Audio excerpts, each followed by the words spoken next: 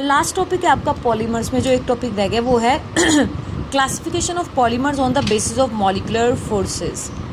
Molecular forces मतलब कि आपका कोई भी पॉलीमर है उसके बीच में जो मोनोमर्स हैं उनके बीच में किस टाइप की फोर्सेस लगी हुई हैं, उस बेस पे जो पॉलीमर है आपका वो 4 टाइप्स का होता है। ठीक है, तो जिसमें पहला है इलास्टोमर्स। इलास्टिक क्या होती है? इलास्टिक क्या होती है? जिसको आप स्ट्रेच कर सकते हैं, खींच सकते हैं, है ना, मतलब वो कच्चा है, उसके अंदर फोर्सेस ज़्यादा स्ट्रॉन्ग नहीं है। देखिए क्या लिखा, the polymer in which the intermolecular forces of attraction between the polymer chains are weakest.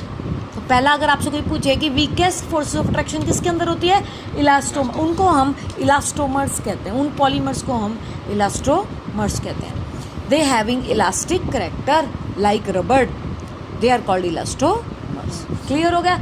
तो because of the presence of weak forces the polymer can be easily stretched. अब आप खुद समझिए, एक रबड़ को आप स्ट्रेच कर सकते हैं by applying the small stress and regain their original shape when the stress is remove. और अगर आपने रबड़ को छोड़ दिया वो वापस अपनी शेप ले लेती है। द मोस्ट इंपॉर्टेंट एग्जाम्पल, आपने क्या करना है, डेफिनेशन करनी है कि कौन से फोर्स ऑफ अट्रैक्शन है इनके बीच में, वो एक लाइन लिख देंगे, स्ट्रेच हो जाता है, रिगेन देयर शेप, प्लस आपने इसका करना है एग्जाम्पल। एग्जाम्पल क्या है इसका? नेचुरल रबड़। तो रबड़ की बात हो रही है तो रबड़ हो गया। इलास्टिसिटी किस में होती है? रबड़ में होती है। These polymer consist of randomly coiled molecular chains of irregular shape having cross linkage. However, a few cross links, ये आप लाइन छोड़ सकते हैं, आपको मेन बात करनी थी बस। ठीक है, उसके बाद ये भी नहीं करेंगे, आप एक जस्ट रीडिंग ले लीजिएगा। अगला है व्हाट आर फाइबर्स। अब मुझे एक बताइए, फाइबर क्या होता है? फाइबर मतलब कपड़ा, एक टाइप से कपड़ा। फाइबर, ये कैसा फाइबर है? तो अब खुद ही पता है आपको फाइबर के अंदर कितनी स्ट्रॉन्ग फोर्सेस ऑफ अट्रैक्शन होती है।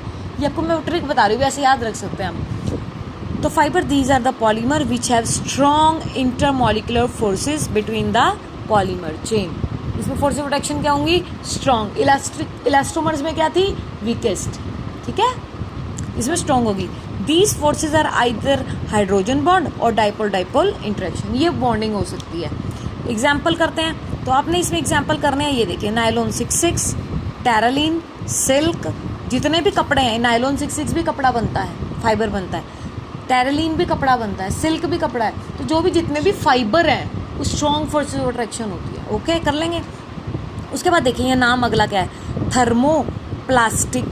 थर्मो मतलब टेम्परेचर, प्लास्टिक मतलब प्लास्टिसिटी, मतलब अगर आपने उसको गर्म किया, मेल्ट किया, तो वो एक नई शेप ले लेगा। ठंडा हो गया तो शेप ले ली, फिर गर्म कर दो, फिर शेप चेंज कर लेगा, जो आप शेप दोगे फिर ले लेगा।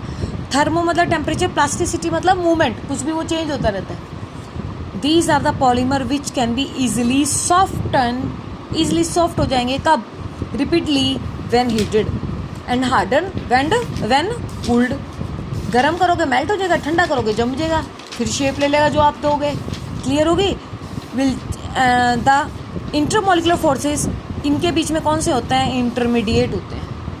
Intermediate between those of elastomers and fibres, इन दोनों का जो फोर्सेस ऑफ अट्रैक्शन है बीच का, इंटरमीडिएट, वो इनके अंदर है।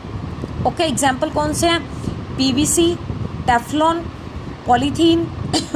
आप पॉलीथीन देखिए, आप आपने सुना होगा कि जो आजकल मिल्क के पैकेट्स आते हैं, कहते हैं ना इनको फेंकना नहीं चाहिए, आप इकट्ठा करो, है ना, इकट्ठा करने के बाद आप इनको सेल कर सकते हैं।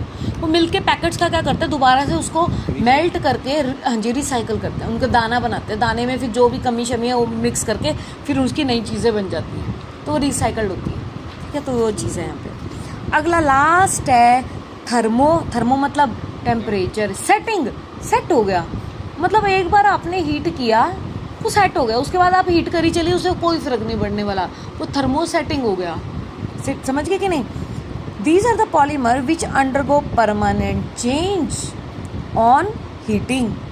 On heating, they undergo extensive cross linkage.